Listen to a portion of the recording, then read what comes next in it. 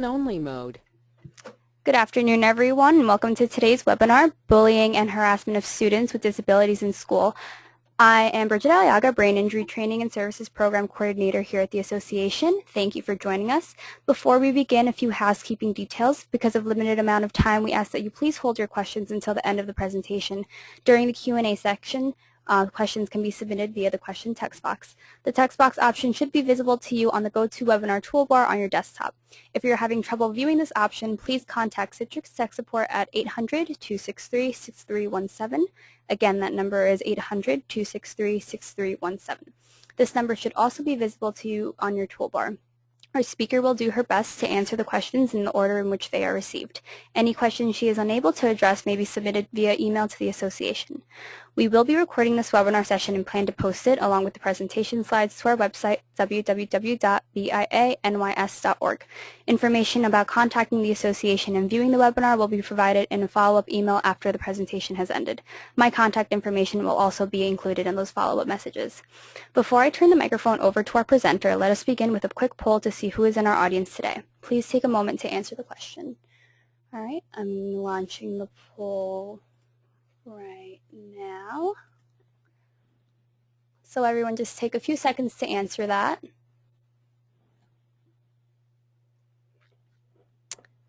I'm going to give everyone about 5 more seconds. All right, I'm going to be closing the poll and sharing those results. All right, so it looks like the majority of you are a healthcare professional or caseworker, followed by affiliation with a brain injury program or organization, and the remainder of you are either a professional in a school setting or an individual with a brain injury or a family member. So let me close that. All right, it looks like we have a fairly diverse group today. It's always great to see. I want to thank all of you again for your participation and for helping to spread the word about our monthly webinars. Your support is truly appreciated. It is with sincere pleasure that I introduce our presenter for today, Jennifer Monthi. Jennifer Monthi is the statewide director of the Protection Advocacy for Individuals with Intellectual and Developmental Disabilities program at Disability Rights New York. Prior to her appointment as director, Jennifer served as staff attorney and senior staff attorney of the PADD program at Disability Advocates, Inc. Jennifer practices in the areas of education, community integration, and civil rights of individuals with developmental disabilities. She is a founding member and co-chair of the Special Education Task Force, which educates parents and advocates on special education. Jennifer is a frequent lecturer to attorneys and other professionals on issues affecting individuals with intellectual and developmental disabilities. Jennifer received a JD cum laude from Albany Law School. Good afternoon, Jennifer. Thank you very much for that introduction, and welcome everybody. I was asked to speak today about bullying and harassment of students with disabilities, and I'm going to be walking through a few of the laws that impact students in New York State in our public schools, and also talking about the issue and the impact of bullying on students, both from the perspective of the victim as well as the alleged bully and witness of bullying in our schools. So let me see if I can get this working. So the first thing I want to talk about is what is bullying. For those of you that have materials, I've attached a couple of things. One is the PowerPoint, which you're going to see on your screen. The other is a guide that was developed through my agency's work with the Special Education Task Force that we just published within the last month, and is located on the web as well, and I can give you the web address at the end of the presentation. But this guide walks through all of the laws as well as offers some advocacy tips if you're working with a student who is facing bullying. First, in talking about what is bullying, there isn't a clear definition of bullying. It kind of depends on who you talk to. I've pulled the broadest definition here that I could find, which is a person is being bullied when he or she is exposed repeatedly and over time to negative action on the part of one or more persons and having difficulty defending him or herself. When you're thinking about bullying, when you look at the laws that protect students who are bullied, you're going to notice that the definition varies depending on what law that you're dealing with. but ultimately it's some type of action that's being taken against a student and generally requires it to happen more than once. I put up here some forms of bullying. I think most people recognize the first two, which is verbal and physical bullying. But there are also others, and the final category I have here has really been expanded in the last few years. But there's psychological bullying, and this happens quite a bit, mostly initiated by females, but exclusion, social exclusion, extortion, intimidation. The final category I have is cyberbullying or graphic bullying. And this has become one of the most pervasive ways that, or the growing nature of bullying, both because it is what's considered to be anonymous bullying. So students that may not engage in face-to-face or group bullying find that simply liking a picture on Facebook or writing a comment or sending a text is quite easy to do. And the anonymous nature of the bullying is it exposes more students to the bullying act. I have a whole slide here on bullying. I think to clarify what cyberbullying is, again, it's defined differently depending on what law we're talking about, but I think ultimately it comes down to sending mean or vulgar or threatening messages, posting private information, pretending to be someone else online can be cyberbullying, intentionally excluding someone from an online group. A lot of students now have access to handheld devices that they're using where they're capturing videos or images, and that throughout the school day and after the school day they're able to continually expose their peers to this nature of bullying. Another thing that we have to really recognize when you're talking about bullying is not just that we have to understand what the definition of it is or how the wider scope of what bullying is. We have to understand that bullying doesn't just happen from peers and classmates. That it happens from staff, from teachers, from administrators. And I think that, that most of us don't consider the acts of teachers or staff or administrators to be bullying. But when you look at the larger definitions of bullying and harassment, you're going to see that certain conduct from professionals can fall into the category of what is bullying. I put this up here just to, to give you a fuller scope of when and how bullying is happening. And I've separated out, this comes from some studies that were done on bullying. That male bullying, I think it's not surprising, it happens much more physically, verbally, through extortion or intimidation, whereas female bullying is usually some form of social exclusion or manipulation, spreading of rumors or setting up a victim to look stupid or look bad. That's typically how our bullying is framing itself in our schools. Another thing I wanted to draw your attention to is where bullying is happening. I think that it's probably not surprising that the large amount of bullying is happening on our buses, which are unstructured times. But I think what is even more surprising from the study is that if you look at the classroom part of the pie, it is a large component, a lot larger of a component of the pie versus after school or recess or in the restrooms, where I think we perceive that bullying is happening where adults aren't there. In fact, a large majority of bullying is happening in a classroom right in front of the teacher without the teacher necessarily being aware of it. Because if you go back to bullying, it can be as little as a look, as making a face, excluding someone, not picking them for a group, and it can easily happen in front of an adult who isn't understanding the undertones of what's actually happening within the classroom. The other thing that we want to I want to draw your attention to is who is a victim, a likely victim of bullying. I think the obvious, unable to defend themselves, falls to the top of the list. But the other areas, difficulty communicating, having less developed social awareness, not being popular, a lower achiever in academics, it's not going to be surprising to you that students with disabilities are one of the highest populace for being susceptible to be a victim of bullying because they fall into many of the categories that I've listed here. In fact, 50% of students with learning, intellectual, or speech and language disabilities or autism are reported to be teased, harassed, hit, beaten by peers in school. And students with ADHD or learning disabilities are at a higher risk of being bullied. And despite the fact that this legislation, which I'm going to get into, has been passed, that there's extensive federal awareness of this as well as state awareness of this, the statistics are showing that these laws have not reduced the likelihood of bullying in our schools. In fact, the number has stayed pretty static. The protections that are being put in place, ultimately it is not changing the culture that's necessary in a school for bullying to be reduced or eliminated.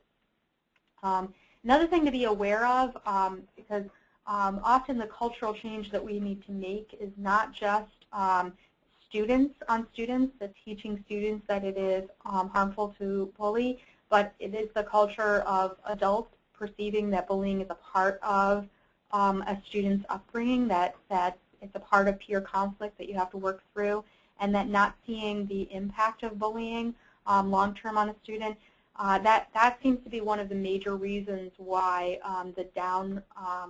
the statistics are showing that bullying is not being reduced, is that adults don't feel that bullying is really something to be that alarmed about. But the psychological impact long-term on students who are bullied is quite extensive.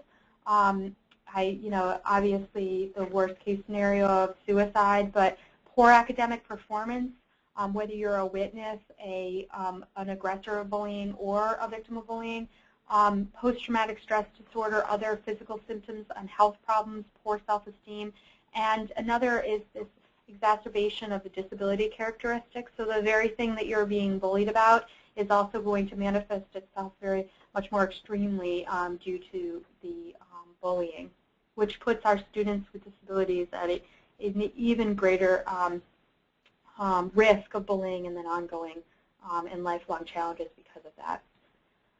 There are several laws in New York State. I apologize, I didn't make a little tile here for DASA, but I'm going to get into it. There's 5 that I want to talk about. I'm going to talk about them quickly, but I want you to know that all the information I'm going to talk about is in the guide that I sent around and also available on the web. So I'm going to start with the Dignity for All Students Act, which is a New York State law that was put into place in 2012. The intent of it was to provide, was to ensure that schools provide a school environment free of harassment and discrimination based upon different categories of student, which include individuals with disabilities. And you'll notice that this law is broad enough to include harassment that is done by school employees or by students, and so it doesn't just impact students. The obligation under DASA is that the school has to adopt plain language policies to include a code of conduct about bullying and harassment. They have to create guidelines, including training programs for school staff to prevent or respond to discrimination. They have to identify that trained person as a basically human relations person to handle these situations, and they have to incorporate tolerance into their everyday instruction and educational character instruction that's required to schools. And then the final thing that the law requires is that they have to report instances of bullying and harassment to the New York State Education Department. I'm going to go through kind of each of the steps. The guide that you have, and I'll direct you to the page if you're scrolling through it, is page 11. Before I move off of DASA for a second, it talks about what is bullying and what is harassment at page 11. And in order for something under DASA to be considered to be harassment, it has to be a material incident of discrimination or harassment. And that means that it's either a single incident or a series of related incidents of harassment or discrimination based upon the person's actual or perceived race, color, weight, national origin, ethnic group, disability, that larger category that I have right here. Sorry, I don't know if you can see my cursor, but everything from based on later. You have to show that the conduct was, or the incident was related to that, and that it creates a hostile environment. And hostile environment is something you're going to hear quite a bit with bullying. Under DASA, the definition of hostile environment is that it has or would have affected or unreasonably or substantially interfered with the student's educational performance, or it reasonably caused or would reasonably be expected to cause a student to fear his or her physical safety. So you have this two-part standard for an either-or standard for hostile environment. Either it impacts the student's physical safety, their perception of their physical safety, or it interferes with their educational performance or their ability to access the education. And if the incident, either single or a series of them, cause that to happen because of someone's protected class, including their disability, then the school has to take additional action to try to resolve it. And they have to investigate it, and where they find that the investigation of a material incident has occurred, they have to take certain steps to make sure that the environment is no longer hostile and that they address whatever's happening. And that's ultimately the function of DASA, is to investigate these incidents as whether they're material incidences and then take action if they are. There is no, I know that I don't have any probably lawyers on the call, but there's no what's called an individual right of action. So if my rights are violated and I'm looking at it only through the lens of DASA, I can't then bring a lawsuit on my behalf against a school district or against a teacher or against a student, because there's no right of action. There's no right to have a lawsuit under DASA. But there are other laws that might protect you and subject the school to litigation if they don't comply with it. But I want you to be aware that DASA exists. It's a fairly new law in New York State, and it does require this kind of proactive response from a school, as well as a reactive response when there's a material incident. The next one I want to talk about is Section 504 of the Rehabilitation Act. Section 504 is a federal law that says that you can't intimidate or use abusive behavior towards students based upon their disability that creates a hostile environment and interfering with or denying the student's participation in school or benefit of that school. Again, we have this term hostile environment within the federal law. Keep in mind, for those of you kind of in the educational field, if a student has an individualized educational program or an IEP or has a Section 504 plan, they're going to be protected by Section 504.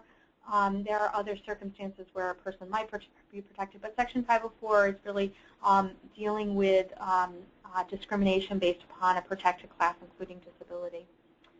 So if you're following along in the guide, or you can look later, this slide is around page 13. It talks about Section 504, and there's much more detail in the guide about the impact of Section 504 and bullying and harassment. But I just wanted to talk a little bit about what could be bullying under Section 504. Again, verbal acts like name-calling or threatening or taunting, nonverbal behavior like writing something or any cyberbullying, and conduct that is physically threatening or harmful or humiliating could be considered to be harassing under Section 504.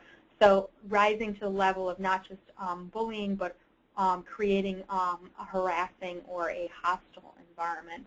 I have some examples here. These examples came right from the U.S. Department of Education's review of some schools on a national basis and actual things that have happened to students with disabilities, so that you're aware that these are kind of case examples that they've pointed out.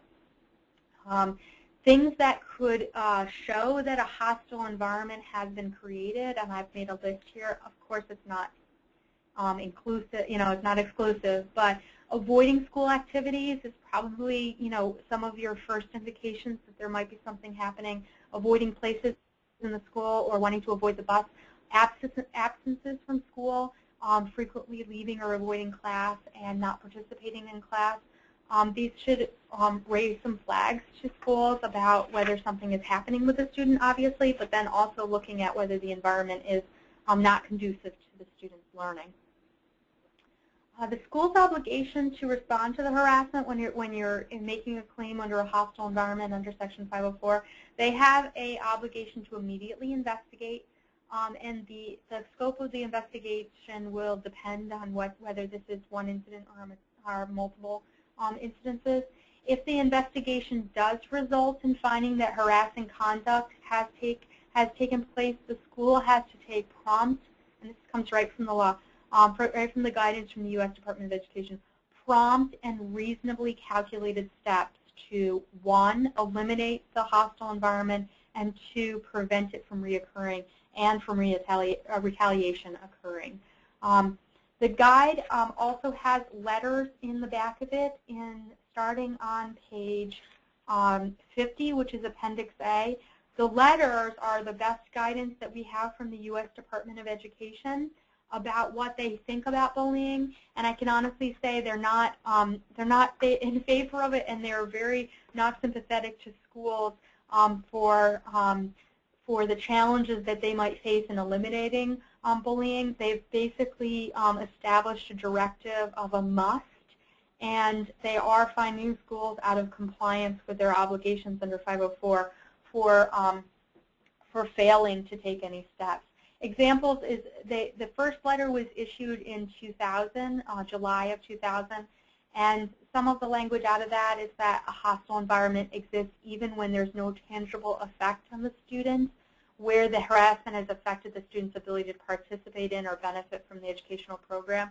So we're not waiting for the student to get to the point where the student is suicidal or very depressed or has post-traumatic stress or any other impact that's so extreme on the student. The first letter came out from the U.S. Department of Education saying that where there is any impact on the student being able to participate in something in the school environment or benefit from something in the school environment, you have the hostile environment exists and you need to take immediate steps to resolve it. In 2010, another letter was issued, and it said that schools are obligated to address hostile environment, not just discipline the bully. So you can see what was happening between 2000 and 2010, and the U.S. Department of Education recognizing that it's not just about suspending or removing the person that engaged in the alleged bullying act. It is, you have to do more as a school. You have to impact the environment, and there's something about the environment that's creating this hostile situation.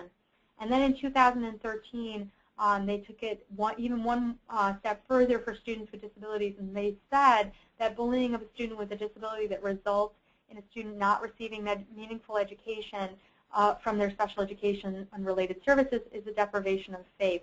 The reason why this is really key is that prior to the 2013, in my opinion, prior to the 2013 guidance, I would always have to show that the bullying behavior was somehow related to the student's disability. Now, if I have a child that has been bullied and I can show that their education is impacted by it, I don't have to make that further step to say it was because of their disability instead of because of any other variety of situations that that child might be in. And so it is presumed when you bully a student with a disability and that bullying impacts them educationally that the school has deprived them of FAPE. And I know that seems to be a subtle difference, but I think that's a huge difference when you're dealing with students with disabilities, because I would face constantly this argument that the student is being bullied not because of their disability, but because they dated somebody else, and that somebody didn't like that they dated somebody else, and some kind of natural peer conflict that didn't have anything to do with their disability. But it certainly still impacted them in their educational program. Now the U.S. Department of Education is saying, I really don't care why the student is being bullied. The student is a student with a disability, and it's impacting them, and therefore you're depriving them of FAPE, and you need to deal with it, which is a huge change in their guidance that is helpful when you're advocating for students with disabilities. The final area of the law in terms of educational program law that I wanted to talk about is the Individuals with Disabilities Educational Act. IDEA requires that a student receive a free and appropriate public education, and students who can't attend or participate or focus in class because of bullying are deprived of FAPE. So that person, that victim, has a right to education in the least restrictive environment. So when you're designing, the reason why I raise this is because when you're designing a remedy to the student who's faced with bullying, usually the first remedy is to try to remove that student from the environment and maybe send them someplace else, including some type of home instruction or some type of use of a one-on-one aid or changing their class schedule around. And what you have to recognize is that for students under IDEA, they have a right to be where they are, free from that harassment. It isn't enough simply to change around their program or to place them in a more restrictive educational environment. Bullying that is a deprivation of FAPE or depriving someone of their right to FAPE under IDEA is something that's so significant that it impacts the student's ability to participate in all aspects of the school day or interferes with their ability to reach their school goals or their IEP goals. So again, the standard is not that much different than making sure that the program is appropriate for the student. You would look at participation in their school day. You would look at their progress towards their general education or their IEP goals.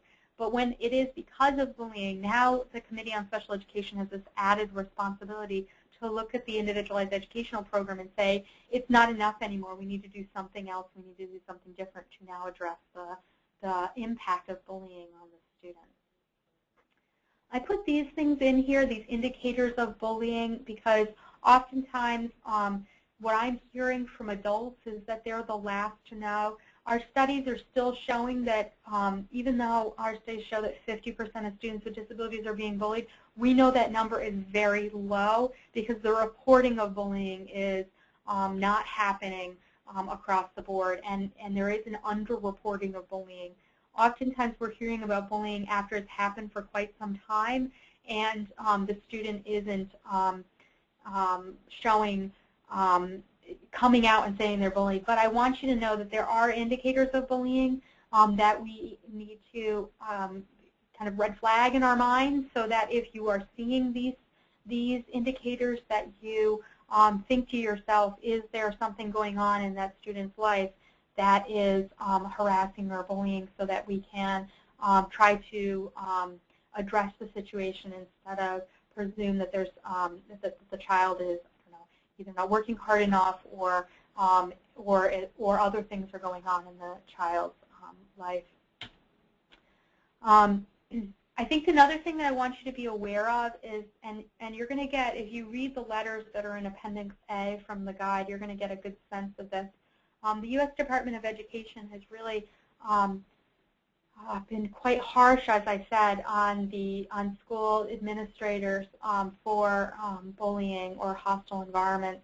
I think it's getting worse and worse on school administrators because, like I said, the statistics are not improving, even with the protections that on the federal and the state level, requiring that schools take affirmative actions to eliminate bullying in their school. So they've gone, the U.S. Department of Education has even gone as far as saying, even when situations don't rise to the level where it's denying of FAPE, that bullying undermines a student's ability to achieve his or her full academic potential, and they're directing officials to take effective preventative and responsive steps towards bullying. Like I said, I think I can go back in my slides so you can see this. What rises to the level of deprivation of FAPE, oops, sorry, you bear with me here, is, sorry, hold on. Right here, impacts the ability of the student to participate in any aspect of the school day or interferes with the student's ability to make progress in school or on their IEP goals. So even if we took the second category and said the student is still making progress on their school-wide goals of passing the class or getting a Regents diploma, and they are achieving their IEP goals, but we still think there is some level of bullying that's happening with that student, the U.S. Department of Education is saying, school administrators, you have to do something. It's not that you can wait until this impacts the student and deprives them of FAPE. You have to take affirmative steps along the way to respond to bullying. I want to switch gears a little bit and talk about the student who is bullying. There are responsibilities, and this may, I apologize, not just a student, it may also be a staff or a volunteer of the school. There are laws that protect students from abuse and neglect, and certain types of bullying conduct can trigger those protections. One is the Educational Law, Article 23B, which requires school districts to investigate abuse by school employees or volunteers. And there is a protocol for doing that investigation and referring it to law enforcement. Basically, the superintendent of the school or the administrator of the school is responsible for conducting an investigation to determine whether abuse has occurred. And if so, then it is referred to the police for further investigation. These investigations trigger an incident report, and they are also reported to the state education department. So as a parent of a child who may be involved in an incident, it's good to know that these type of reports do exist and that you can request a copy of the report. Another thing that you should be aware of is that students who are involved in bullying may subject themselves to criminal responsibility. There are penal laws in some of our counties that, and then there are state laws that subject people who engage in bullying behavior to criminal prosecution, including endangering the welfare of a physically disabled person, menacing, stalking, harassment, assault, sexual assault, and some counties have gone as far as making cyberbullying having criminal penalties to it. Before I get into the strategies, I just wanted to talk about most of the research is coming out that the punitive aspects of bullying isn't really stopping people from bullying, and I think that's probably true. What most of the research is showing is that a comprehensive program that takes a look at how people interact in a school program and infuses positive behavioral strategies to that school program is the only thing that is eliminating or reducing bullying in an environment. This includes participation from the school students in the process of designing a new culture for that school, and that bullying happens, what conduct that will be considered bullying happens, without us even being aware that it happens. I think everyone can acknowledge that a peer-on-peer threatening someone or getting into stealing their lunch or something like that is what we traditionally think of as some type of bullying. But even ways that teachers interact with students or ways in which administrators discipline students can be perceived as very aggressive types of behavior or can be seen as punishing type of behavior, and that's modeled throughout our school. Some teacher pointing out that a student isn't prepared for class in front of the rest of the class, that becomes a powerful tool for a teacher because the rest of the class are audiences to it, and bullying really is creating, it works because of the audience. So one-on-one solitary bullying with nobody around or nobody aware of it is usually not as effective as something that happens in public in front of a crowd. So when you're thinking of bullying, it really is about the impact of the way in which the crowd participates in it. I think that addressing bullying in the school takes addressing the school-wide approach to interacting in that community's way of interacting with each other. So while criminal or types of penalties, while suspension or removal are elements of addressing bullying that are permitted by schools, the use of the code of conduct is clearly not sufficient in order to change the culture, and is probably the primary reason why our statistics are not reducing, although schools are supposed to be paying much better attention to bullying in their schools. So I want to talk about now some strategies for addressing bullying and creating a school climate that prevents harassment. It really is a multi-level approach. it's a school, individual, and classroom kind of approach. School-wide preventative strategies include the school is required to develop an anti-bullying policy. The function of it is to raise awareness for teachers and administrators, even to the fact of raising awareness about what is bullying and getting a consistent agreement about what is bullying. And then creating a framework, a school-wide framework for responding to bullying, strict and consistent enforcement of anti-bullying rules, and the use of anti-bullying curriculum in the school. The school-wide preventative strategies, successful ones, have taught tolerance about differences, especially because we are seeing that that students with disabilities are much more prevalent as victims of bullying.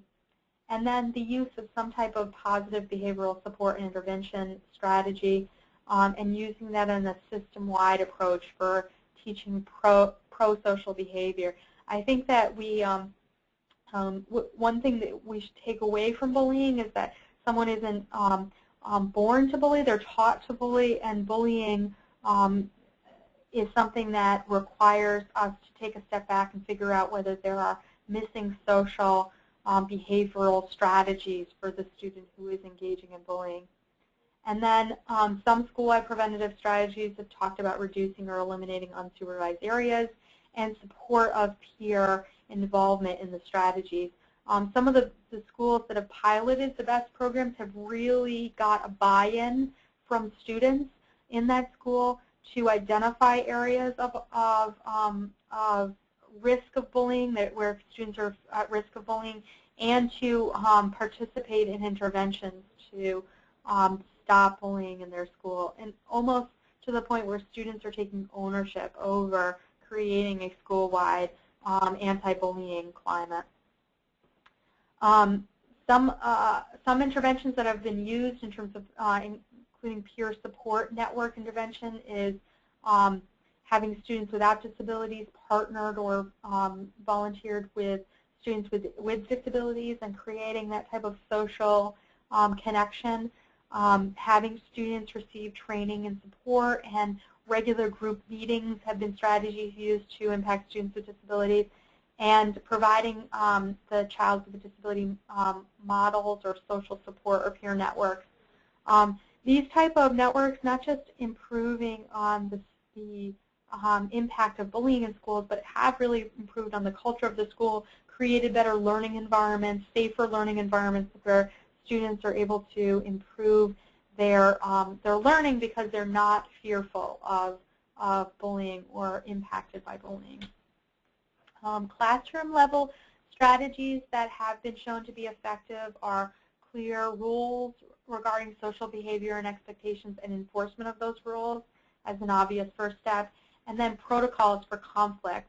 Another thing is class meetings. I mean, it seems kind of silly to talk about having these staff meetings, but understanding that this is a classroom of tolerance isn't just about a teacher saying this is a classroom of tolerance, but talking amongst the class about bullying and class dynamics, and sometimes as appropriate, including in that discussion disability-specific training for that class so that they are aware of people who have symptoms that would otherwise not be tolerated in the classroom but are tolerated, and why that level of equity exists there, which is often difficult, not necessarily in the upper grades but in the lower grades in school. Some individual strategies is, the first is really a key, taking allegations and incidents of bullying seriously. Ignoring the student or pushing aside the concerns of the student who feels bullied will just result in them not reporting it, and pushing aside and not addressing the bully themselves will simply reveal to that person that their conduct isn't inappropriate, that it's permissible. Social skills development is really key. I want to make clear that these individual strategies, they're not supposed to be punitive either from the person who is the bully or from the student who's bullied themselves. And that's very difficult, especially for some of my parents who their child is subjected to bullying. The first thing is they want to, basically find the child and kill the child that's doing it to them. And what you have to recognize is that people who are bullied become bullies. People who, this is a learned behavior. This is a learned response. So it requires this level of tolerance. It requires the use of social skill development to try to replace the unwanted behavior of harassment, and to use things like counseling or social support systems in order to change the culture, instead of using what is already permitted within the code of conduct, which is most likely removals or suspensions from school. Another strategy that is gone into quite in-depthly in the guide that I shared is the use of the student's individualized educational programs, and using things like the child's present levels of performance, using things like goals on the child's individualized educational plan to try to work on strategies, whether they are victims of bullying or whether they are the aggressor in the bullying situation. Sorry. I kind of went over this really quick. The final thing that I didn't talk about in terms of the IEP was the social supports and accommodations. They could be things like coming up with a written safety plan where the student's participating in that written safety plan. And there's an example of that through some of the resources in the guide that I shared with you. I do have on here that aid or monitoring during unstructured periods, but I want to caution people that adding an adult to the situation doesn't necessarily resolve it and shouldn't be the end of it, especially because our reporting and our studies are really showing that bullying is happening in front of the eyes of teachers. So it's not enough simply to add an adult to the situation and expect that the bullying is going to stop without any of these other things in place.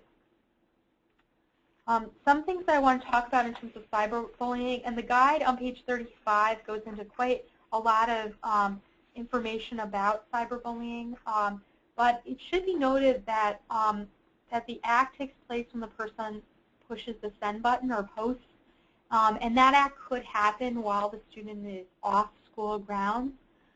And schools do have some limited authority to discipline students for acts that occur off the school grounds. Mostly the opposition to their ability to act is this concept of a person's First Amendment right.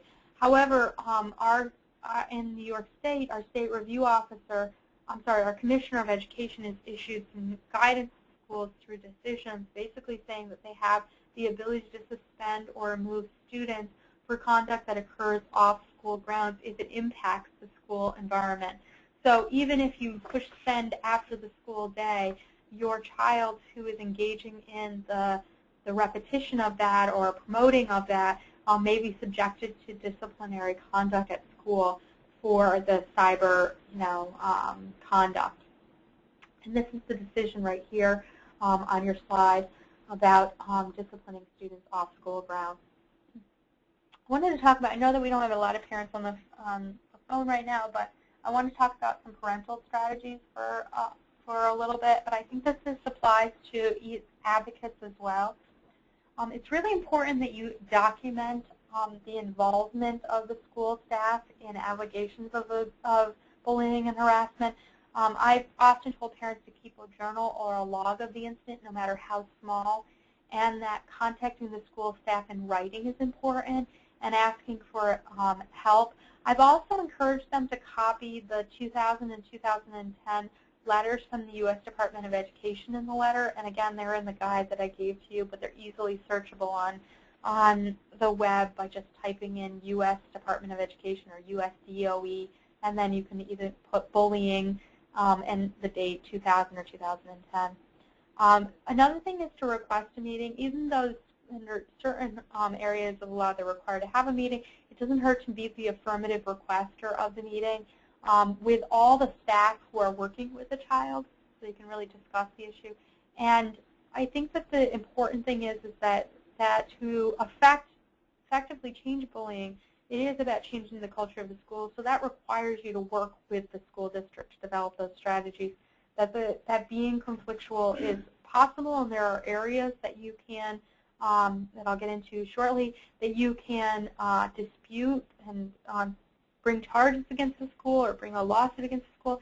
But ultimately, if you want to fix the problem or you want to reduce the hostile environment, it's about working with them to develop strategies that work for your child. And it's most important that you follow up everything in writing. Another thing to keep in mind is that, like I said, cyberbullying is really on the upswing right now. So record or print or save any of the posts or messages that are happening. Document everything from the time and place to the relationship to what occurred, whether at school or not.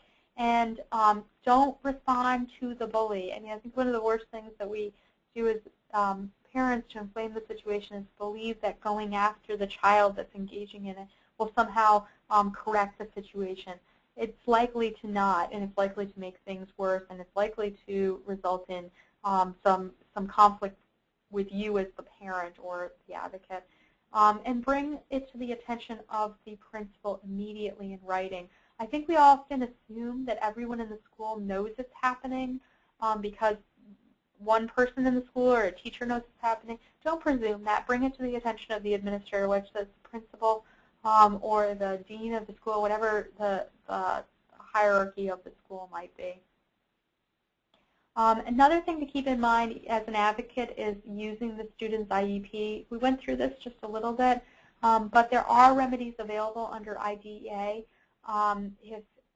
if the IEP isn't sufficient to eliminate the hostile environment. Getting in a new evaluator, especially a functional behavioral assessment, for someone to take a look at the impact of this on the child's behavior and learning. There is an ability to make complaints to the state education department, engage in mediation and due process hearing. All of that still exists even when it's bullying and harassment, because the U.S. Department of Education has determined that it's a deprivation of FAPE, it's a denial of FAPE. All of those other areas that you could trigger for a denial of FAPE still exist. Providing what's called prior written notice, and a prior written notice is used as a term of art in IDEA, but using the word letter to the principal, the chairperson, whoever is the administrator. I put here at least one school board member might be helpful. And using words like notice in big, bold type with the description of the who, what, where, and using terms like disability harassment or causing a hostile environment. These are important things to get people to pay attention to your letter and your concerns. And it shows that you're putting the school on notice that they have to take action. Again, there's a sample letter that's in the guide that I attached to as materials. I believe it is at appendix. It's at appendix C. There is a sample letter in the guide. I'm sorry, appendix B is the sample letter. There is also an ability to file a complaint with the U.S. Office of Civil Rights, which is within the Department of Education. They enforce ADA in Section 504. And you can file the complaint online, and they will investigate the matter. If they find that a hostile environment has been created, they'll issue a letter called the Findings and Enforcement, and they will ask the school to voluntarily correct. If they refuse, then OCR does have the ultimate ability to cut off funding or refer the case to the Department of Justice, which is another federal entity for prosecution. I honestly haven't seen them ever cut off funding or refer the matter to the Department of Justice for prosecution because school districts usually voluntarily comply with or submit a plan of correction. But they are quite hot on the issue of bullying. So if it's something that the school is refusing to respond to, certainly this is one avenue to explore. I have here, and I've gone through them a little bit, some successful claims under 504, which is harassment related, is disability related and shocking to the conscious. That's a term of art, a legal term of art that the U.S. Department of Education is kind of looking for. That officials had written notice is something they're paying attention to, which is why it's so important to keep a log and then notify the officials of the school that they intentionally did nothing, or that they did nothing and that's considered to be deliberate indifference. again, with the written notice, there isn't any action taken by the officials. That's going to be seen as potentially deliberate indifference on their part. And then the hostile environment, that the student was deprived of something like participation or opportunity to participate or educational benefit. Those are all things that the U.S. Department of Education will be looking at through the Office of Civil Rights. And there is monetary damage that is available through a claim under 504 in the Americans with Disabilities Act. These are all things that a civil lawsuit would be exploring. There is also an ability to file a criminal complaint against the perpetrator. Again, I do see these things as kind of last steps, but there is, like I said, cyberbullying in some form is criminal in certain counties, and there is certain conduct that can be violations of the penal law. So contacting the police is a avenue, although I would say that it is an avenue that I would caution and really think about before exploring. It doesn't necessarily resolve the culture of the environment that the bully came from. And then finally, there is an ability to seek an order of protection. Again, I'm going to leave this slide for what it is, but it does require this higher level of investigation to determine the impact of the bullying. Some special circumstances I want to talk about is when the student themselves who is a bully, it really is. Students with disabilities are bullies just like students without disabilities, and students who have been bullied are more likely to bully someone else. So if our students are prevalently being bullied, it's not a wonder that they're also going to be the bully eventually.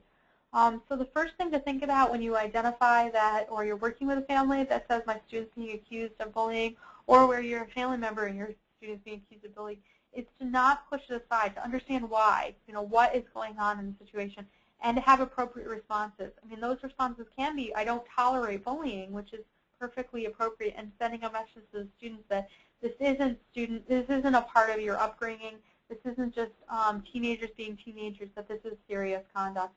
And if it is related to a student's disability, understanding that you should be looking at a functional behavioral assessment and a behavioral plan, that the present levels of performance are impacted, and that the behavioral plan includes a measurable annual goal to address the targeting skill that the student doesn't have that is resulting in the bullying.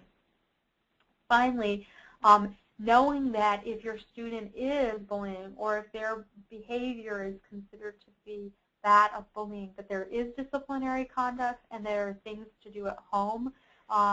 So the consequences on disciplinary-wise, there's a lot of resources about the consequence of disciplining a student with disabilities in the process. I'd encourage you to look at those. And then I'd also encourage you to look at some of the resources that are in the back of the guide at page 47.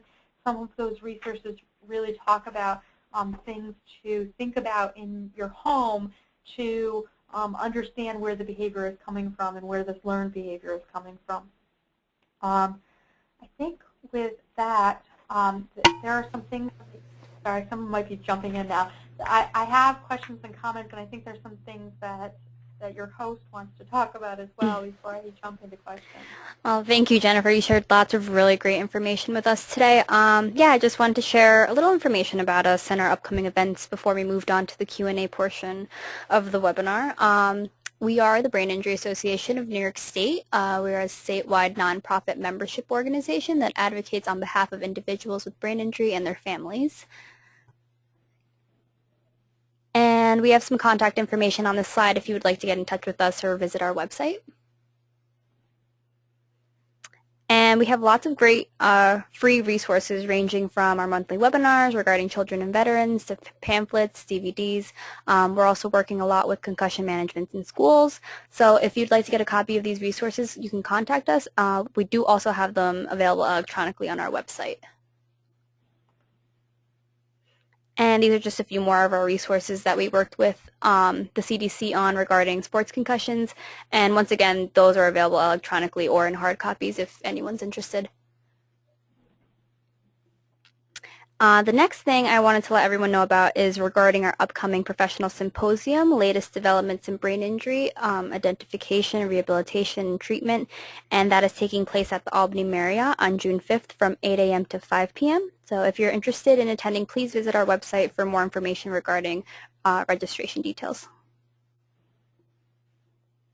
And at the same location on that same day, we will also be holding a brain injury specialist certification.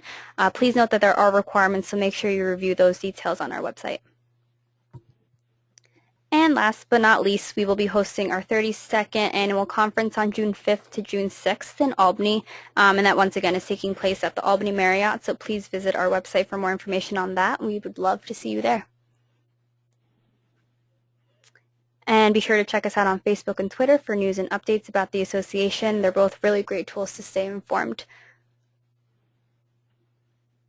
Okay, just a quick reminder before we move on to the question and answer section.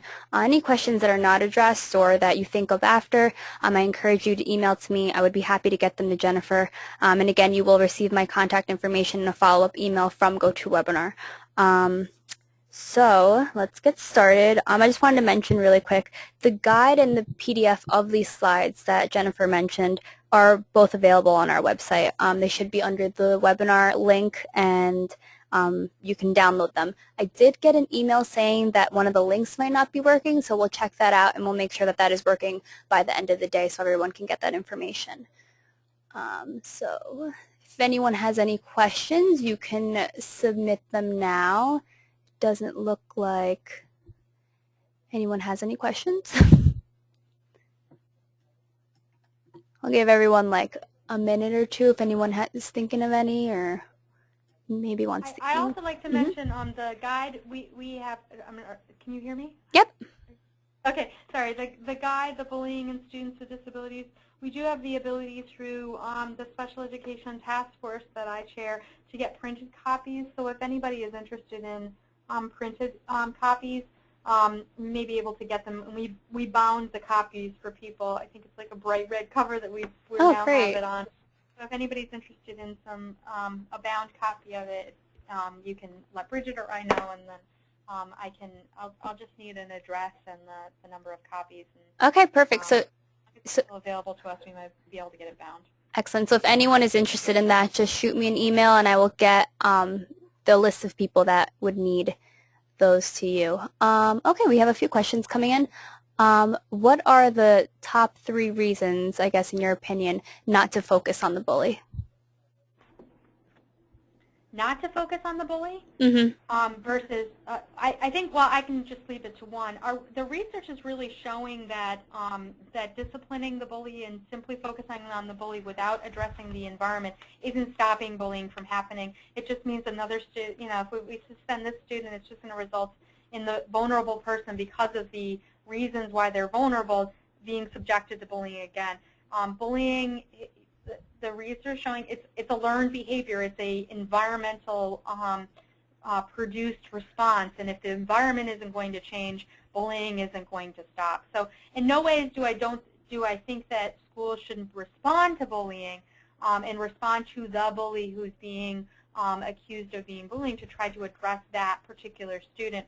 But it's very clear that simply focusing on the one student is not remedying the situation on a school-wide basis, and isn't even for the student who has been a victim of bullying, because there's just going to be another student to step in the wings to do it again.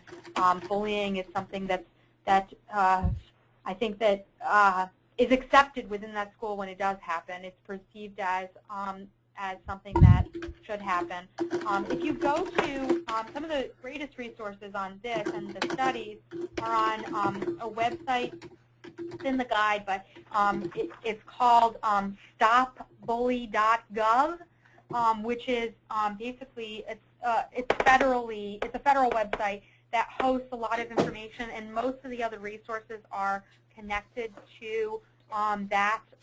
And you can see some of the pilot projects that are happening around the state on bullying, and the studies that are happening with bullying at stopbullying.gov. Some of the greatest pilot projects I thought were coming out of, I think Chicago had one, and it was interesting watching the videos because the bully as well as the victim of the bully participated in creating programs. And one of the programs was of high school students that went into elementary schools and talked about the impact of bullying and what bullying is. And it was funny because in the video, I remember watching it, the bully himself came forward and said, I bullied this person, and they were standing right next to the victim of the bullying, and he talked about what happened, and the victim talked about what happened, and they actually had a relationship because of this program that was connected, and the bullying stopped. But it wasn't just, I mean, it's interesting having the side, you know, what created that environment, what started it. It wasn't just that I had some bad kid that was taking advantage of a kid that wasn't bad. And I think if we think of it in that black and white sense, we're not going to ever eliminate the concept of bullying in our schools. Thank you, Jennifer. I think someone just wants to know a little bit more about successful peer support strategies and interventions, kind of like the one that you just mentioned. So do you know of any more or are familiar with any? I would definitely, in the resource, there's a lot of really good ones. I mean, another example of one that I saw, and again, if you go to stopbully.gov or you go to the guide at page 47 through 49, there's tons of web links.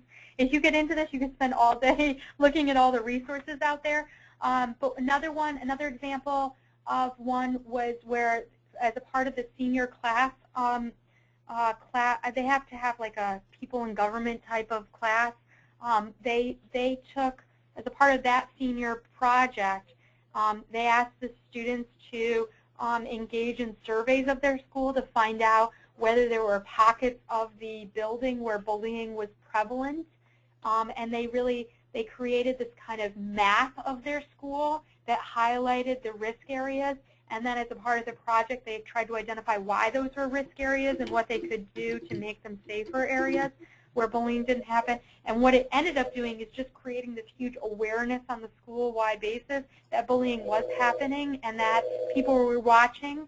Because fundamentally, the way in which you stop bullying, the number one way that you stop bullying is by the bystander, the student.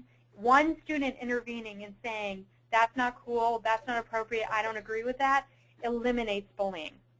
And so what was happening is that the witness wasn't coming forward, or people were witnessing it and then they're contributing to the bullying. And so it's creating an environment where that witness knows how to come forward, when to come forward, and where they need to open their eyes more. And that's what the mapping of that school did, was it made witnesses aware so that they would step forward and stop what was happening. And honestly, over teachers, studies have really shown that more than 50% of bullying situations stop when a peer intervenes. And if we just focus on that group, we could substantially reduce bullying in our school. Thank you, Jennifer. Okay, it looks like we have no more questions, so I guess we'll wrap it up. I want to thank Jennifer for her fantastic presentation. I hope you all found it as informative and educational as I did. I want to thank all of you for participating, and please continue to spread the word about our monthly webinars. And again, we have lots of wonderful resources, so please do not hesitate to ask about them. If you have any questions that weren't answered, please send them to me. I know Jennifer would be delighted to answer them for you. And I want to thank everyone again, and everyone have a wonderful day. Thanks, Jennifer. Thank you.